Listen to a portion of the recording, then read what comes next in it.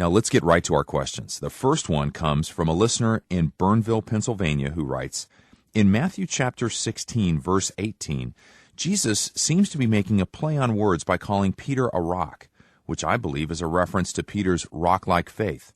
However, I've heard that some think that Jesus was referring to himself as the rock. If that's the case, why does he make a play on the word rock as he does? Well, let me say to you that the Lord Jesus is making, I'm sure, a play on words here. But first of all, it's not the faith of Simon Peter. He didn't have that rock-like faith, by the way.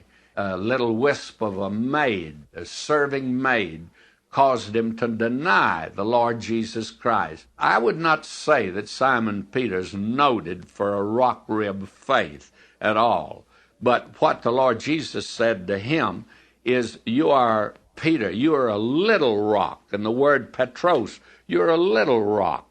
And on the main rock, and that rock is Christ, because Simon Peter's just confessed, thou art the Christ, the Son of the living God. Now he says, on Christ, the solid rock I stand.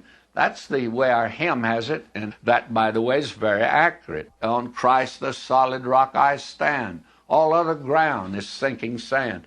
Christ is the rock, and Simon Peter he's a little rock that's put on Christ. The play on words is certainly there, but it is not the way that you feel that it is, that it wouldn't be necessary to have a play on words if Jesus is the rock. But that's not quite what he's doing. The play is that the main rock is Christ, and then Peter's a little rock, but that's put on him. That confession of faith put him, the little rock, on Christ, the solid rock. And your faith and my faith, though it be a little faith, and I sometimes think mine gets pretty little, but that faith, it's not the amount of faith that you have, it's who do you have faith in. It's the object of faith, not the amount of faith that is important.